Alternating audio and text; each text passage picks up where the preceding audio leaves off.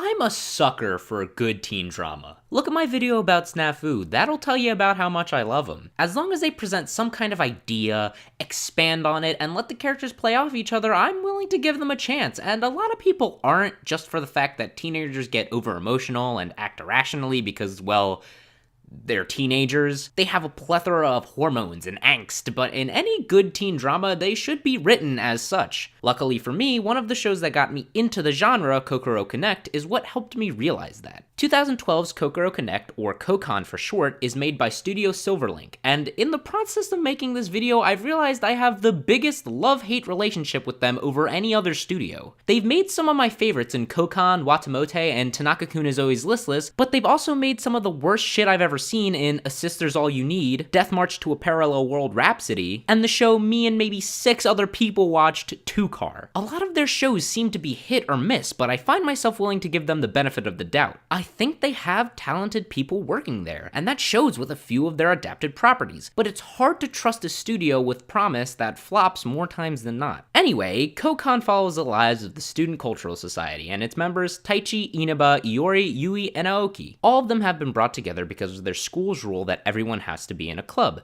so these kids that have no existing clubs they want to join create this new one. Out of the blue, the group discovers that they're all switching bodies due to a mysterious body-possessing being named Heartseed that shows up and tells them that they'll now be subjected to a few experiments because he finds them interesting. The first of these experiments being body switching. The rest of the show sees the club experiencing these almost traumatizing events and growing from them. The show has an interesting way of going about developing its characters. Since all of them started this club that is seemingly about nothing specific, none of the main cast really has anything in common. You'd think the show would be about them going through these different events while pushing past their differences to become better friends, but that's not exactly what happens. Each character has their own emotional baggage, and the show takes time to explore their feelings towards each phenomena. Through that, each character has times of self-discovery, and the rest of the club gives them support in their time of need. They're all really good friends and are able to help each other grow because they need each other, and none of this would work if they didn't have such good chemistry. All of the characters in Kokon are really well defined. The body switching arc lasts for about 5 episodes, but every time characters switch bodies, it's very apparent who's in whose body,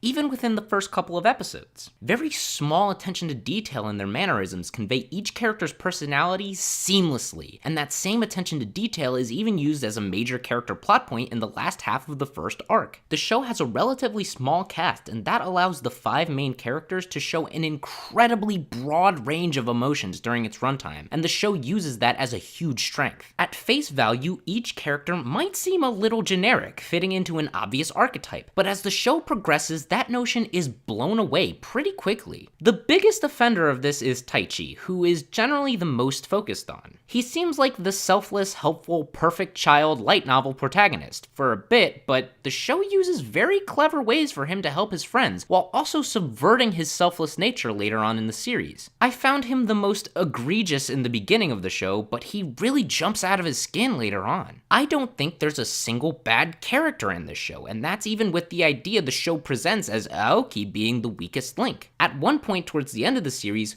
Heartseed confronts Aoki alone and tells him that he is literally the least interesting member of the club to watch. This is because he has the least amount of screen time. It seems like the writer didn't have a lot planned for him initially, just because his biggest defining character trait is that he's in love with another member of the group, Yui. That being said, even he's an incredibly well-defined character. He almost reminds me of the character Goofy, specifically from a Goofy movie. We all know Goofy. He's a lovable idiot who carries himself with a lot of bravado and gusto while also being loving and caring towards his friends and family. He can get mad, but is also willing to apologize for his outbursts, whether they be goofy or not. Aoki is very similar in this way and takes it even further, showing moments of grief and stress when he becomes unsure of himself or what he should do when things go wrong for his friends. He makes mistakes, but does what he thinks is best for everyone, and is always earnest in all his actions. Now, I explain how the characters are developed and how they're thoroughly defined to say, when the main cast interacts with each other,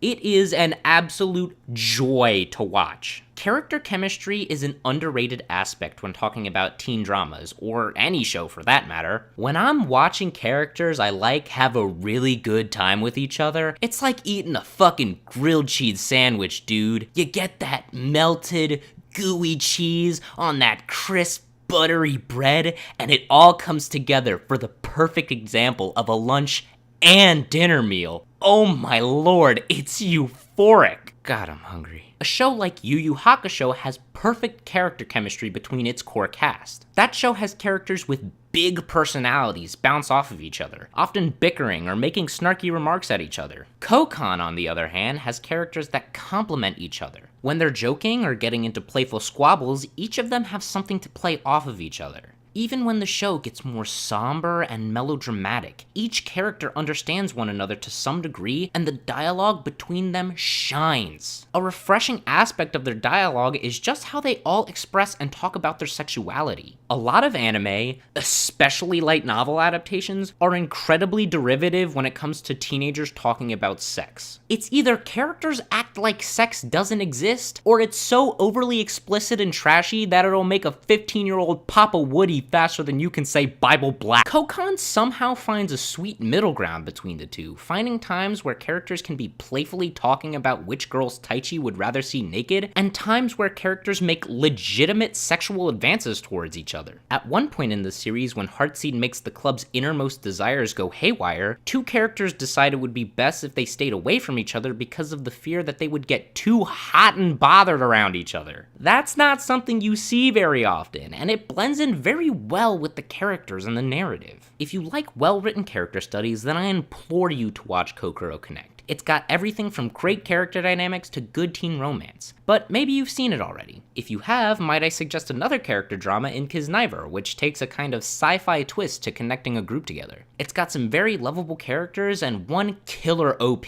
so check it out if you're also interested in really flashy animation. Also check out I've Always Liked You, which is a sweet story about starting high school romances. It's been a bit since I've rewatched this one, but it's a movie that's only about an hour or so it's not too much of a time waster. That's all I've got for this one, guys. If you liked the video, consider subscribing and hit the notification icon to keep up to date with all the new stuff I put out. I just started a podcast series with a few of my friends called Those Guys Talk. The most recent episode is about Konosuba and Isekai. It's a fun listen, so go check it out. Share the video around and go follow me on Twitter. Love and peace, everyone.